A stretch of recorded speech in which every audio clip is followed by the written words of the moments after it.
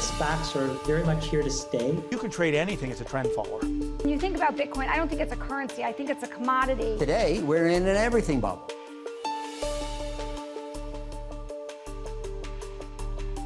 I'm Erik Schatzker, and welcome to Bloomberg's Front Row. Today, I'm talking to the dynamic duo behind Blue Owl, one of the fastest growing players in private markets. Michael Rees assembled a giant portfolio of hedge fund and buyout firms at Dial Capital. Marc Lipschultz left a career at KKR to help build a juggernaut in non-bank lending at Owl Rock. They merged those companies to create Blue Owl, bringing some Silicon Valley-style disruption to Wall Street. We look a whole lot like a SaaS business. High growth, recurring revenue, high margin. Hard to tell the difference. Blue Owl already has $70 billion in assets. I talked to Michael and Marc about making sense of the Dial Owl Rock merger, the bitter battle that threatened to derail their deal, why they're expanding into real estate finance, owning teams in the NBA and maybe other leagues too. Here's my conversation with Michael Rees and Marc Lipschultz. Blue Owl isn't exactly a household name. At least not yet, right? Not yet. Tell me, what does your company do? Well, Blue Owl was the combination of two distinct businesses, a lending business and a GP solutions business that were put together to be a leading service provider for the private markets business. So it's the combination of two firms. Why bring them together? What's the logic? What's the synergy here? When you bring those two together, what we wanted to accomplish was to create an ecosystem where we were the one-stop shop, where any alternative asset manager could come to us and say, here's the kind of capital I think I need. Can you help me solve the problem? We could create truly enduring partnerships with these other alternative asset managers, whether that's through partial ownership in those firms or financing their portfolio companies or things in between. We look to deliver to investors across all of our products a leading income-based return that has long duration and downside protection. So you have to have a compelling market opportunity on one hand to deliver a client solution on the other, and we think they live symbiotically. You think of yourselves as Silicon Valley-style disruptors in this world of alternative investments. And I find that intriguing. I know what disruption looks like in Silicon Valley. It's the technology that replaced my rotary dial phone, the one I had as a kid, with a smartphone that I can now put in my pocket. What does disruption look like in private credit or GP stakes?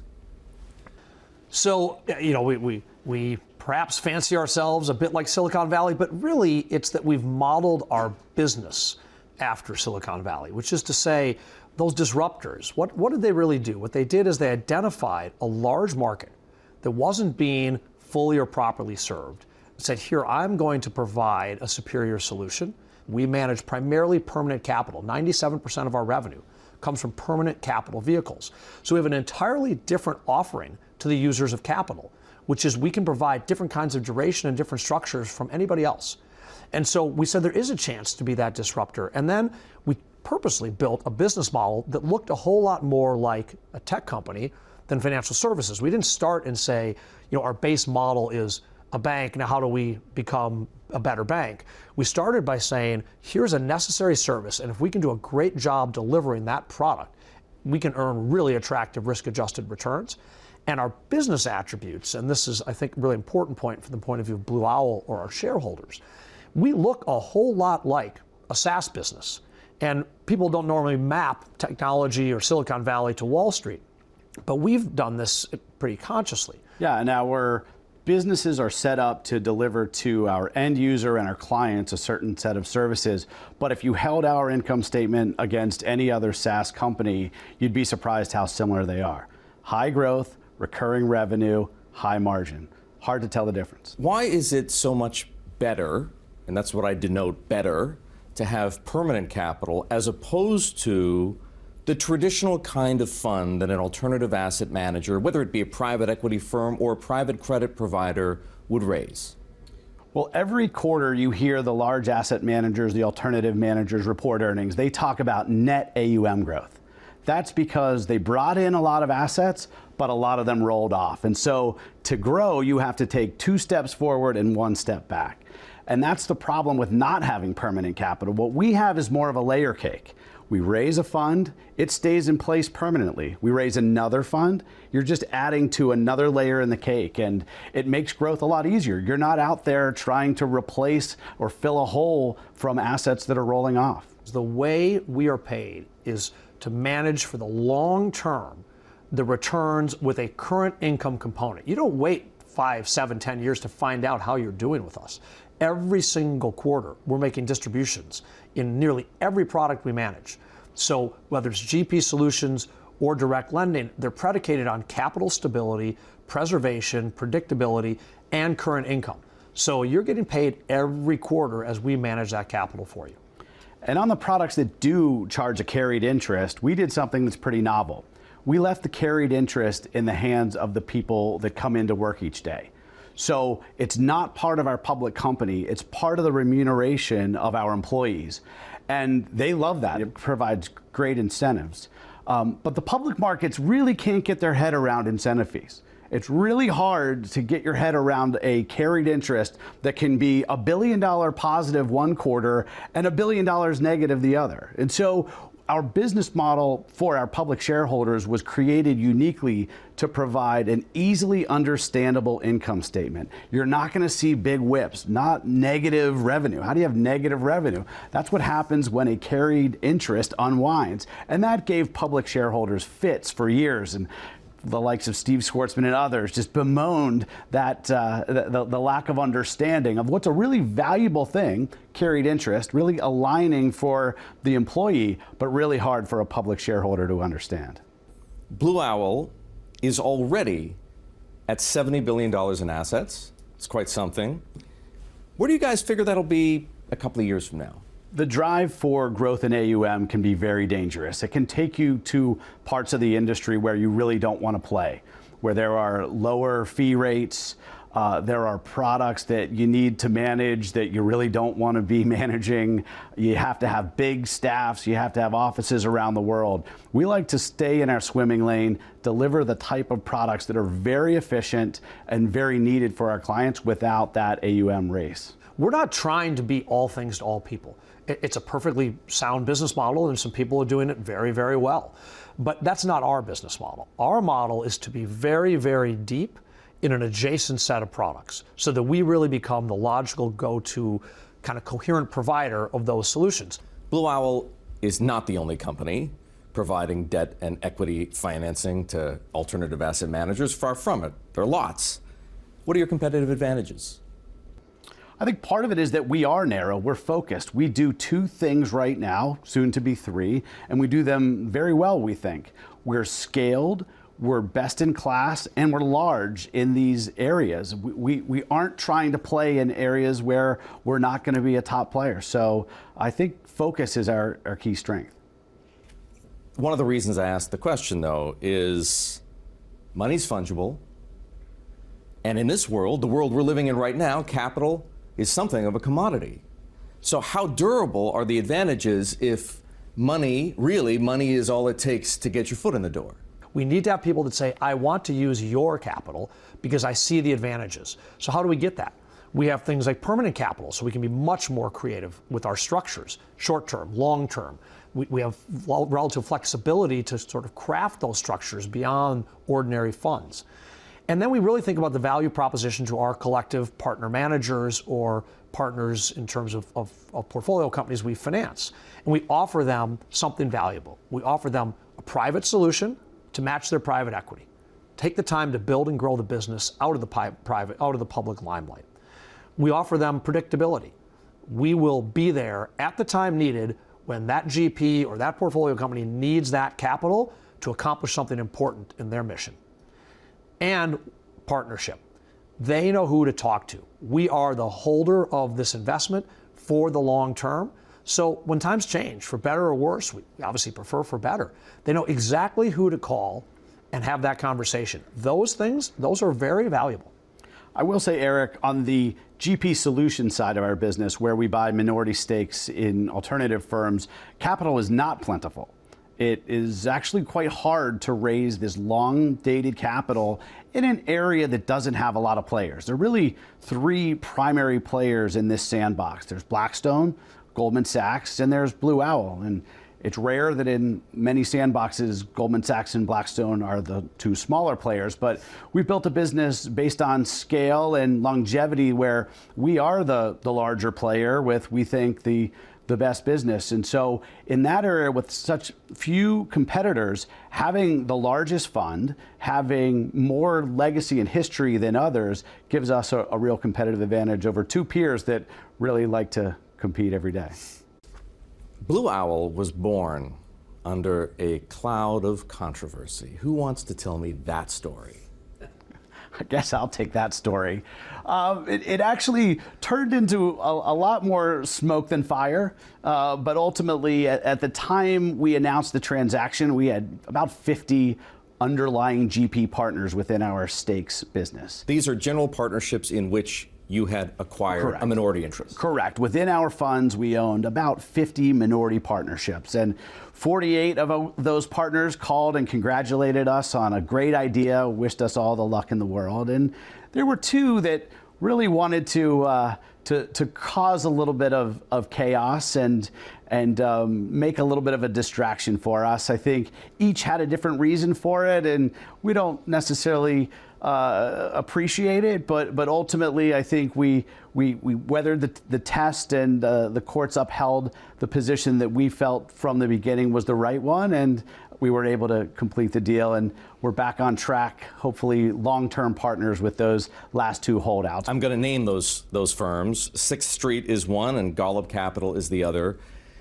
And they objected to this merger of your two firms, Owl Rock and Dial, because it turned at least one of them from it turned the combination, right, from a passive investor into what they perceived to be a competitor. Did you anticipate how bitter that fight was going to get? I really didn't anticipate that it would be that bitter. I didn't think it would be bitter at all, because contractually, these two very sophisticated firms knew exactly what they were getting into when they sold a piece of their business to our fund.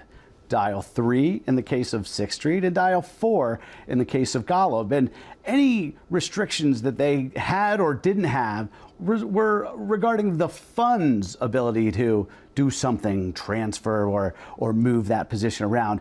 There was never any engagement about what the Dial business or the Owl Rock business could do with itself. And I think as the court upheld in very colorful language, we were certainly right and they were certainly wrong. Marc, Owl Rock competed with these firms to varying degrees. Did you anticipate that it was going to get that ugly? We did not anticipate it at all. At the end of the day, these were, to call them what they were, manufactured disputes, with an end state in mind. You think it was all BS? Well, I wouldn't call He's it nodding. BS, but I would say it was manufactured dispute. So it was commercialism and opportunism, or maybe it was emotion. I'm not sure. But at the end of the day, the reason it never crossed our mind that this would be a problem is because it's not a problem. Because the reality is that the stakes themselves are passive. Part of the brilliance of the model that Michael and the team created is being able to own stakes in a series of firms that themselves are competitors, because each one is held separately. Each one is passive. The information that is provided to Dial, which itself is subject to information barriers in our own firm, has nothing to do with the operational day-to-day transacting a business. So there is no competitive information that's available. So the reason it wouldn't have crossed our mind is we know there's no there, so to speak. And furthermore, let's just reflect for a moment. The other two people in this business are Blackstone and Goldman Sachs. So who have vastly larger businesses in credit and, in that case, private equity than we do. So this idea that that's somehow a problem, it was a manufactured idea. But you know what? It's behind us. It's sound and fury. We want those firms to thrive. We have stakes in them. We're vested in their success. So we're wishing them well. We know they'll do great. That chapter is gone. Even if you came out victorious in court, which you did it come at all at something of a personal cost, given that you had a personal friendship with with Alan Waxman, who runs one of these firms, Sixth Street? Yeah, we would have hoped that Alan would have approached it in a much more professional and friendly way. But, at the end of the day, what Sixth Street is really good at is trying to extract a little money from somebody when they see the chance. And unfortunately for them this time, they're better credit managers than they are litigants. The ultimate question, of course, is whether the fallout from that dispute becomes an obstacle to future deals. Well, what you have to understand is that the folks that operate really collectively in our industry, that know the players, that know what we do and are considering selling a minority piece of their firm to us, they know all this. They know there are information barriers. They know there is no there. And so they sort of laughed at the whole concept itself. The whole dust up was just Golub being Golub and Sixth Street being Sixth Street. They never thought that it would ultimately impact their business. And you saw that right after the dust settled and we closed the Blue Owl deal. We announced two very large transactions, each of which had a large credit business, and showed to the world that there was really no impediment to us continuing our momentum within the GP stake space. Tell me a bit about yourselves. How did you end up here? And how did you end up here? I was barely out of a couple-year stint in consulting. I joined Lehman Brothers and was assigned to a project to evaluate a minority stake in a hedge fund. That was now going on 21, 22 years ago, and I just followed that path. The original thought process was, if you were a hedge fund or a private equity firm, some Friday afternoon, you just turned off the lights, shut the place down, and there was no enterprise value. And I think, as you looked into, 5-6 years later, when Blackstone went public and others, you started to see the light bulb go on that a lot of owners said, wait a minute, maybe I could build something with lasting value too. So I helped them and advised them for years, and whether it was with Lehman Brothers balance sheet capital or through the creation of the Dial business at Neuberger Berman, created a way for them to attract capital and recognize the value of these enterprises that they had built. What about you, Marc? I started in 1995 at KKR, a spectacular firm. And back in that time, though, there were basically two meaningful private equity firms in the world. There was KKR and Forsman Little. And sitting there 21 years later, I saw an opportunity with my co-founders and partners, Doug Ostrover from Blackstone and Craig Packer from Goldman Sachs, and Alan Kirschenbaum, who was the CFO of TPG's credit business. And what we saw was an opportunity to create this purpose-built, focused firm that was meeting this emerging need for private credit that could support private equity and other users of capital. Dial had a great and growing business, $30 billion in assets. Owl Rock had a great and growing business, $30 billion in assets. There had to be a driving force, though, right? It wasn't, the light bulb didn't just go on, in a dark room for no reason. What was it that brought you two together? We always knew that the Dial business would be spun out of Neuberger Berman at some point. Neuberger Berman's a great place to start a firm, but it has 55 different underlying product strategies. It tries to be all things to all people, and they've been doing it for 75 years and will do it for 75 more. But we wanted to build at Dial a specific purpose-built business for alternatives, where we were deep and narrow in our swimming lane and scaled in what we were doing. But we couldn't do it alone. We couldn't spin out and recreate all of the infrastructure that we needed overnight. And we saw this business that was very compatible in business strategy, compatible from a people perspective and culture perspective. And we sat down and talked to Doug and Marc and Craig and said, wouldn't this be a really special business if we could bring them together? But importantly, when we started the firm, we had built this whole business predicated on providing access to individual investors right alongside institutions. And that was in the DNA of the organization, it's in the structure, it's in the teams that we have, and it's also, very importantly, in the documents, so to speak, for the funds we have. And that may sound arcane, but it's not, which is being able to deliver to individuals the same thing you deliver to institutions requires that everyone be on board with that from day one. This year, the endowments, they're turning in 40, 50, 60% returns. That's because of alternatives. Individuals have not had access to that same opportunity, and where they've had access to the same brand names, they haven't had access to the same investments. We think it's deja vu all over again. If you look at some McKinsey or BCG study from 2000, 2001, you would see a very simple chart that said institutional allocation to alternatives, and it would say 2 or 3%. And it would project that that 2 or 3% would be 8 to 10 by the end of 2010 and 15 to 20 by the end of 2020. And we in fact saw that. This adoption of alternatives by institutions played out almost perfectly as predicted 20 years ago.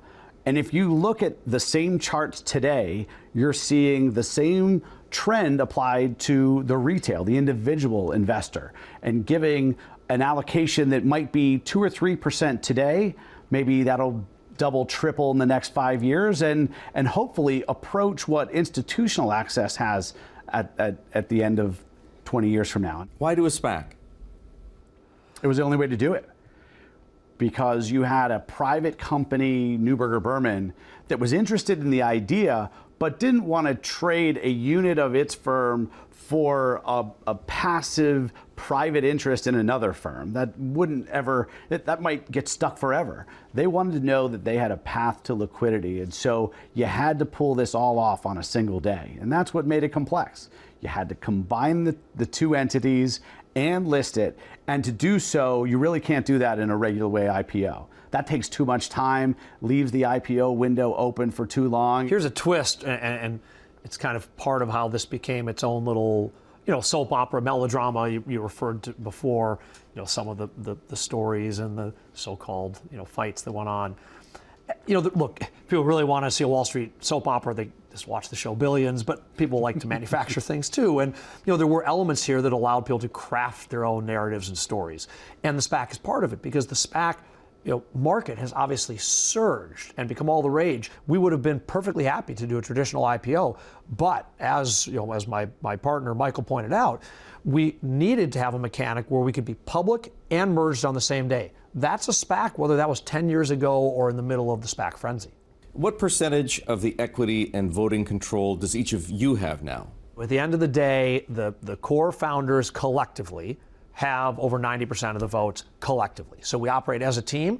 The voting is structured as a team, just like the firm is structured as a team. We operate as a partnership, and part of this has been and continues to be that whole ethos of being a founder-led firm. And Erik, it sounds like your question was more directed towards economics than governance, but we're proud that the shareholders and employees, the shareholder employees of Blue Owl own about a quarter of the business, which is exciting, which is aligning, keeps us focused on the long-term horizon. But probably more importantly, there are a host of other institutional investors that own large portions of Blue Owl because of the way that we were built. And that was, we partnered with our clients each step of the way. When we started something new, we went to a core group of our clients and said, this hasn't been tried before. Would you like to help us get the business started? And if you do, we're willing to give you a piece of the future.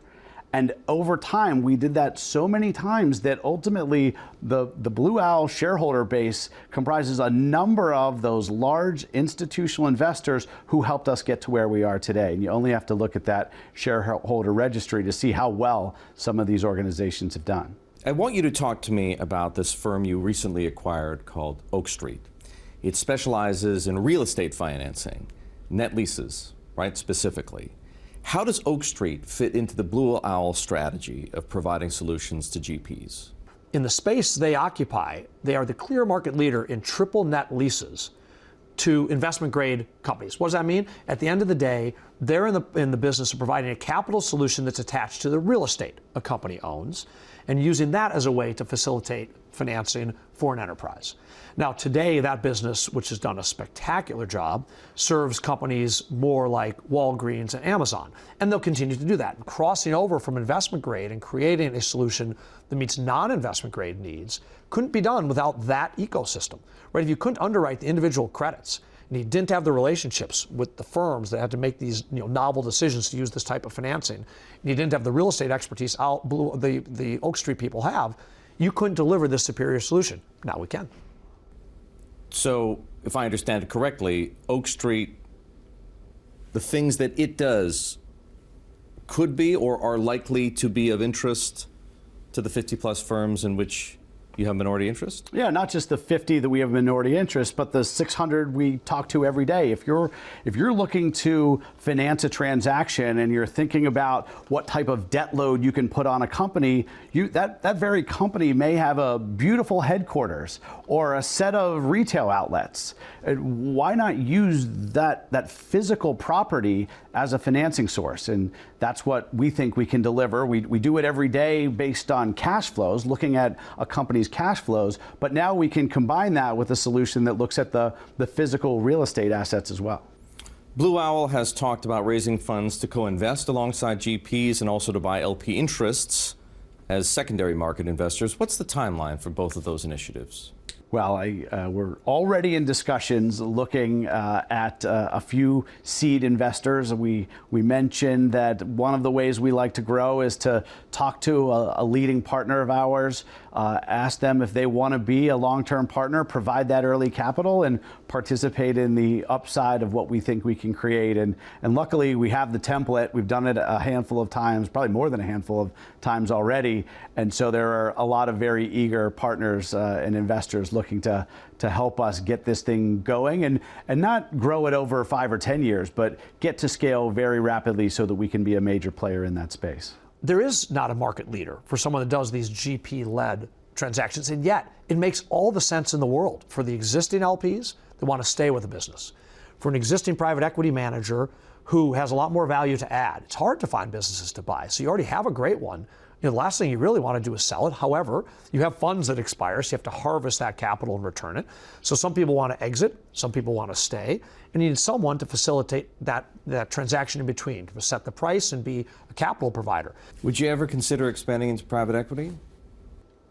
That's hard. We want to sell the picks and shovels to the miners. We don't want to be miners ourselves. We think that we provide capital solutions and we can service the entire landscape of the private equity universe.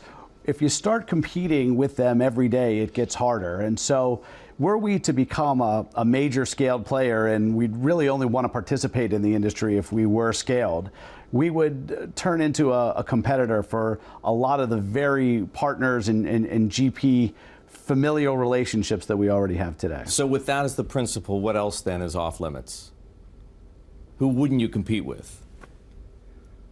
Well, there's not a lot else off limits. We think that just buyout, sort of broad corporate buyout, is probably the only area that would be hard for us to enter. There are niche products that we could do that are sector focused, that wouldn't necessarily compete with our best counterparties. There are areas of infrastructure or other areas of real estate where we could expand to, and certainly we could do a lot of what we do now, we can do in other geographies. So plenty of opportunities for growth, and there's really not a lot that's off limits. The key will always be, can we really do a superior job for our investors, and by extension, that will deliver results for our shareholders. And that will always be our litmus test. Can we be a market leader? Let's take private equity, even set aside for a moment this question of what business we'd want to be in relative to some of our partner managers. Are we going to be a market leader in private equity? I mean, being realistic, I don't think so. So I think it's important for us to be self-aware. Marc, as I understand it, Owl Rock 5 years ago changed the game in private credit by doing a number of things, including scaling up capital dramatically, underpricing the competition to a degree, lending money to tech companies, which your competitors to a large degree still don't do. How are you changing the game now? We targeted the large end of the market partly as a business model matter, because it just was and still is much less competitive. But also, we just like the credits better. We like to serve the larger businesses, but we had to prove that we could have the scale and have a solution that was valued by those ever bigger users. And what's happened post-pandemic in particular is the recognition that there is tremendous value in knowing who your lending partner is.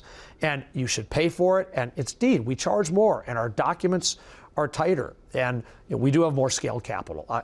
We never viewed the approach as underpricing the competition. Quite the opposite. We said we want to find the best credits, and we want to offer them a solution at an attractive price for our investors, one that works for them, but works for us. And sitting here today, we've had one of the best credit performances in the marketplace. Across our platform, our realized loss rate in the lending business has been 5 basis points on an annualized basis. So almost none. The reason we went to lending to technology companies and providing structured solutions to technology was not to try to seek outsized returns. It happens that's what we've been able to do. But it was because we thought they were actually safer investments. So the incredible insight that the Vistas and the Silver Lakes and the Thoma Bravos and many others had long before all of us was that these software businesses are incredibly durable and robust and therefore are worth premium multiples. Well, everything you like about that, which is the repeatability, predictability, durability, high cash flow, high margin, you like even more as a lender. I mean, everything I just described is like the ideal loan. So we went there early, and a lot of investors said to us, well, why would I do that? I mean, technology, that sounds like risk. And we said, but you're not, we hear you, but that's the beauty of being a private solution. It's not more risk. It's actually less risk. I think it's a Harvard case study in innovation. When they met with us in 2016 and described this growth strategy, we walked out of the building shaking our head and said, we're going to have to come back and see if they have a shot at this. No one's ever tried this. It takes 25 years to grow a big private credit business. Blue Owl is one of the few direct lenders that can underwrite loans of $1 billion or more. Why is playing in the upper tier of that market important? Bigger businesses, they have more product lines. They tend to have more facilities. They have, in many cases, more sophisticated management teams. So they have more ways to fight if they get in trouble. Thankfully, we've had very few companies get in trouble. But when they do, you want people that have all the resources in the world to fight that fight. And then when if even that fight doesn't quite make it through, the key is, on average, we lend less than 50% of the value of a company. And in fact, that number's been dropping, which is itself an interesting phenomenon in what is normally a rising tide market. That number's been dropping. In technology, that number's 35 or below percent. So the key here too is when those big companies, if they somehow lose that fight, they still have to be worth 35 to 50 cents of that original price. That's what we care about. When you started Owl Rock, there hadn't yet been a private loan for $1 billion. Today, $3 billion deals are getting done. Deals that previously would have been underwritten and syndicated by banks. Where's that going? Privacy, predictability, partnership, the 3 Ps of direct lending, those things are something we can offer. It's a value to the user of the capital. And that's different from you go into the liquid markets. It's true you may pay less. It's true you'll have a looser document. But you don't know who your lenders are. And when that pandemic hits, you don't know who to call. In fact, every day it's going to change. Some of the people may not have a choice in terms of wanting to figure out the solution. Some people may not want you to have a solution. Unlike a bank or other kinds of interconnected institutions, we have a pool of capital provided by individual investors. They don't have the right in almost any instance to take their capital back. Certainly we have long duration in every instance. So we're stable. So when we went through the downturn, we were lending more capital. When those markets disappeared, we were still around providing capital to our companies. That's pretty powerful.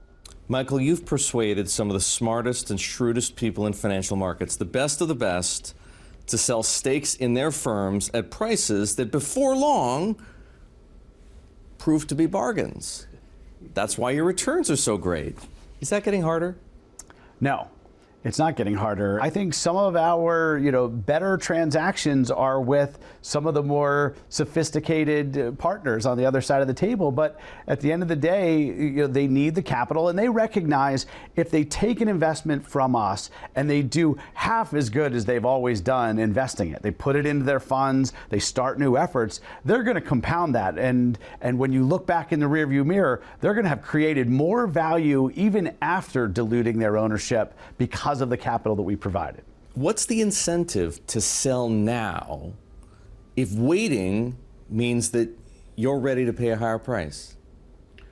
I'm willing to pay a larger check, but not a higher price on a relative valuation basis. And so the question that these GPs have to ask themselves is, what can I do with the capital today?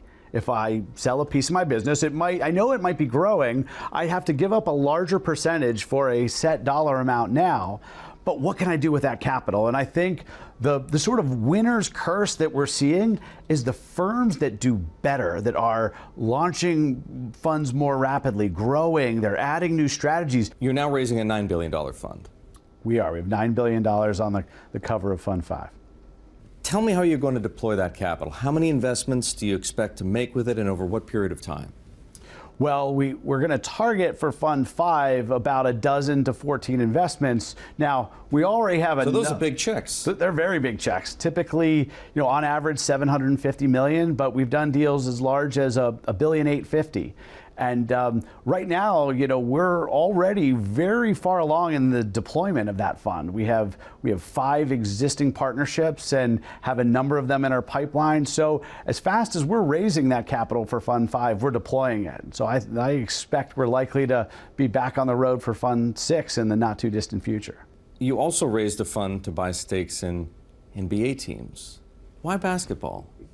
Well, we received a phone call from the NBA. I don't think any of us fancied ourselves sports investors and certainly didn't know much about the economics of owning a basketball team. But it turns out when you look across the 30 owners of the 30 NBA teams, there's a high representation from private markets, the very people we talk to every day. And I think they were talking to the league saying, you know what we need? We need a dial solution for our basketball teams. A lot of teams have minority owners that own 3%, 5%, 10%.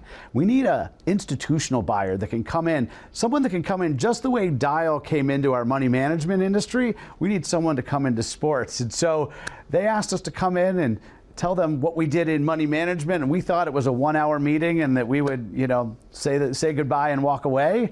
And lo and behold, they came back and said, would you want to partner with us and do this in our industry? And so it's been great. We're minority owners of the Phoenix Suns and the Sacramento Kings, and we have a great pipeline. We're delivering a similar objective for our investors. We're giving them something they can't get elsewhere, a unique opportunity at a much lower buy-in size to own a piece of a basketball team. And we think there's a lot of good upside in this amazing media asset called the NBA. Is there room to do something similar in football, baseball, hockey, soccer? I could go on. Absolutely. I could use so many terrible sports analogies. We're in the top of the first inning. We're at the beginning of the game, whatever you want. But that's where we are with sports investing in terms of institutional investors coming into the space. For the length of history, the owners of teams had been individuals, and there hadn't been institutional money. But now some of these team values are getting so high that you're going to sort of deplete the number of mere mortals that can buy these teams. Is it part of the plan? I think we see real upside in sports investing, and we're taking the same DNA and applying it to a different industry. Michael, the merger of Dial and Owl Rock was among the most significant, for sure, in alternatives to date. Do you expect more consolidation in the industry? We don't see a lot of mergers happening. I think consolidation will happen because the larger firms will have competitive advantages over the smaller ones, and they will take market share. So the top 50 firms, we think, will have a higher market share in the future than they do now. But I don't think it will be because of mergers. Mergers are very difficult, and it's often tough to integrate cultures. A lot of these firms have been around for a long time, and the thought of bringing two firms, really integrating them into a single firm is hard to envision. I think we were lucky to have a really nice culture that meshed very well, and a vision that we think was creating something unique. I don't think you'll see a lot of that. Blue Owl has a currency. You've started to use it. What role should we expect Blue Owl to play as a consolidator? So Blue Owl, indeed, part of our growth, when we think about the opportunities for value creation for our shareholders, does include adding selectively some businesses like Oak Street that are really fantastic standalone businesses and can be even better as part of the Blue Owl ecosystem. So you will, I think, continue to see us play that role. But again, remember, we don't want to be all things to all people. So we're not going to consolidate for consolidation's sake. We don't want scale for scale's sake.